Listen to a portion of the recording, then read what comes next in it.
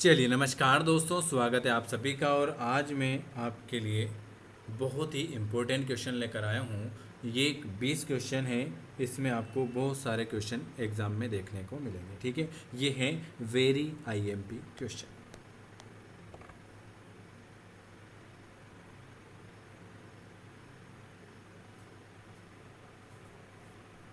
पहला क्वेश्चन आपको सामने के सामने क्वेश्चन आंसर देखेंगे।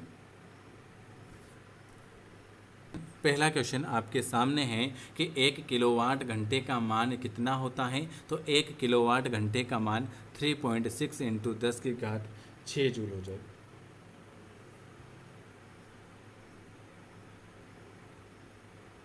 दूसरा क्वेश्चन लिखा हुआ है कि बिजली की खपत का बिल किसके मापन पर आधारित होता है। उसके वोट, उसके वोल्टेज, उसका ओम या उसका एम्पीयर।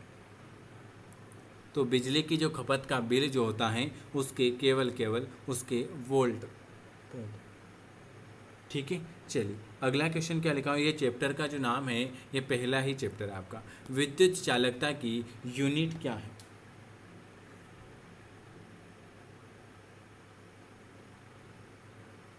विद्युत चालकता की यूनिट क्या है।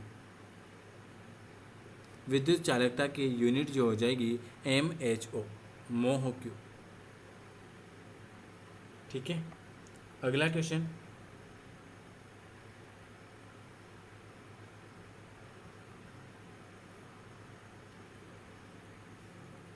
चलिए अगला क्वेश्चन है, फ्यूज में प्रयुक्त होने वाले तार की जो विशेषता है वो क्या है। कि सर फ्यूज में जो प्रयुक्त होता है वो निम्न प्रतिरोध शक्ति निम्न गलनांक पर होगा। अगला क्वेश्चन है, घरेलू विद्युत तारों का संयोजन किस रूप में किया जाएगा। घरेलू विद्युत तारों का संयोजन किस रूप में किया जाएगा।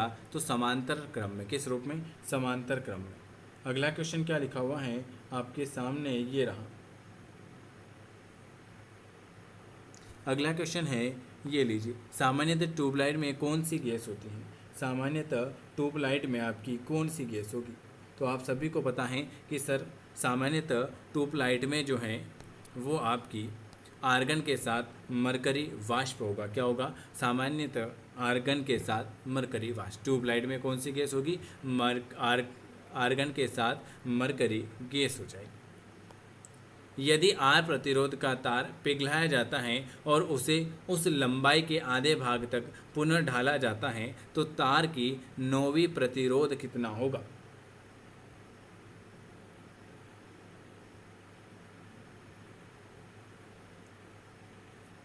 बिल्कुल R/4 हो जाएगा। R/4 हो जाएगा। अगला क्वेश्चन क्या लिखा हुआ है, CFL तथा LED में, ये रहने दो।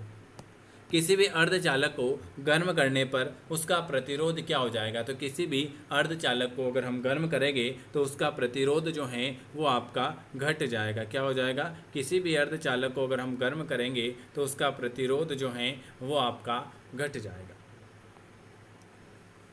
ट्रांसफार्म प्रयुक्त होता है। तो ट्रांसफार्म का जो है वो किस में होता है? ऐसे वोल्टेज का उपचयन या अपचयन करने के लिए ट्रांसफार्म प्रयुक्त होता है।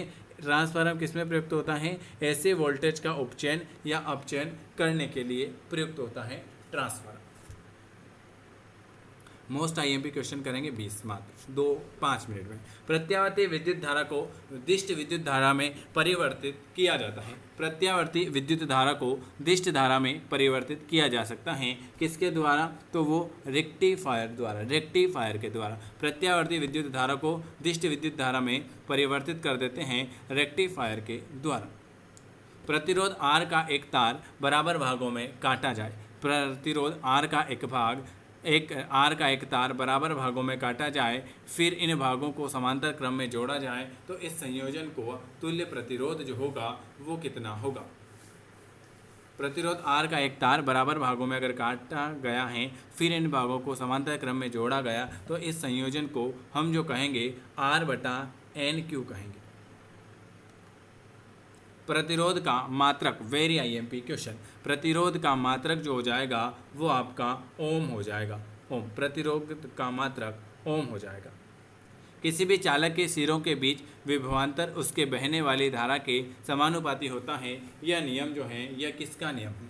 किसी भी चालक के किसी भी चालक के सिरों के बीच विभवांतर उसके बहने वाली धारा के समानुपाती होता है तो यह नियम जो हो जाएगा यह आपका ओम का नियम हो जाएगा। विशिष्ट प्रतिरोध का एसआई मात्रक क्या होगा? विशिष्ट प्रतिरोध का एसआई मात्रक जो हो जाएगा ओम मीटर हो जाएगा। क्या हो जाएगा? विशिष्ट प्रतिरोध का एसआई मात्रक ओम मीटर हो जाएगा। एक शुष्क शेल में कौन सी ऊर्जा पाई जाएगी? एक शुष्क शेल में कौन सी ऊर्जा पाई जाएगी? तो एक शुष्क शेल में आपकी रासायनिक ऊर्जा पाई जाएगी।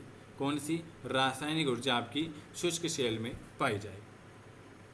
एक सामान्य शुष्क सेल में विद्युत अपघटन होता है। एक सामान्य सेल में विद्युत अपघटन जो होगा वो आपका अमोनियम क्लोराइड का होगा। किसका होगा? अमोनियम क्लोराइड का होगा। कार की बैटरी में प्रयुक्त विद्युत अपघटक जो होता है वो कैसा होगा? कार की बैटरी में प्रयुक्त विद्युत अपघटक जो होगा वो आपका सल्फ्यूरिक अम्ल हो जाएगा। सल्फ्यूरिक अम्ल। विद्युत फ्यूज में इस्तेमाल किया जाने वाला मिश्र धातु, विद्युत फ्यूज में इस्तेमाल किया जाने वाला मिश्र धातु जो होगा वो निम्न विशिष्ट प्रतिरोध और निम्न गलनांक वाला होना चाहिए। जिन पदार्थों में अनंत विद्युत प्रतिरोध होता है, जिन पदार्थों में अनंत विद्युत प्रतिरोध होता है उसे आप क्या कहोगे?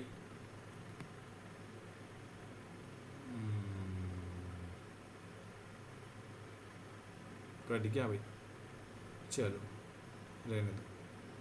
निम्नलिखित में से कौन सा पदार्थ सबसे अच्छा चालक है? तो चांदी जो है ये चांदी सबसे अच्छा चालक है। एक चालक की चालकता और प्रतिरोधकता का गुण किस पर निर्भर करेगा? एक चालक की चालकता और प्रतिरोधक का गुण उसके सभी चालक के बराबर। आदर्श वोल्ट मीटर का प्रतिरोध कितना होता है? आदर्श वोल्ट मीटर का प्रतिरोध कितना होगा? तो आदर्श वोल्ट मीटर का प्रतिरोध जो होगा वो आपका अनंत हो जाएगा। क्या हो जाएगा? अनंत हो जाएगा।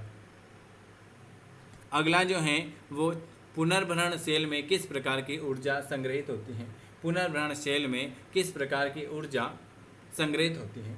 तो वो हो जाएगी आपकी रासायनिक ऊर्जा। विद्युत के सबसे अच्छे सुचालक और कुचालक क्रमशः निम्न में से हैं। चांदी एजी और सीसा पीजी। विद्युत के सबसे अच्छे सुचालक और कुचालक, सुचालक कौन है? चांदी और सीसा। निम्नलिखित कथनों पर विचार करो। तो कौन कौन सा सही है? तो पहला सही है आपका, दूसरा सही है, चौथा। पहला आदर्श वोल्ट मीटर का प्रतिरोध अनंत होता है, बिल्कुल सही है। आदर्श अमीटर का प्रतिरोध शून्य होता है, बिल्कुल सही है। फेराडे द्वारा विद्युत अपघटन संबंधी नियम दिए गए थे, ये भी सही है। ठीक है, चलिए। यदि घरेलू उपकरण के प्रतिरोध बढ़ जाता है तो इसकी शक्ति घट जाएगी। क्या हो जाएगी? इसकी शक्ति घट जाएगी।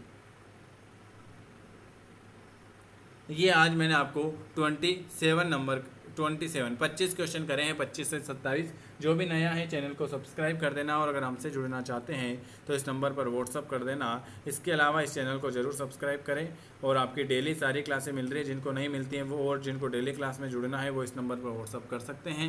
और प्रैक्टिस सेट लेना चाहते हैं तो आप ले सकते हैं। 99 में आपको 1500 IMP क्वेश्चन मिल रहे हैं, तो जिनको भी लेना है ले लेना। वीडियो देखने के लिए आप सभी का धन्यवाद।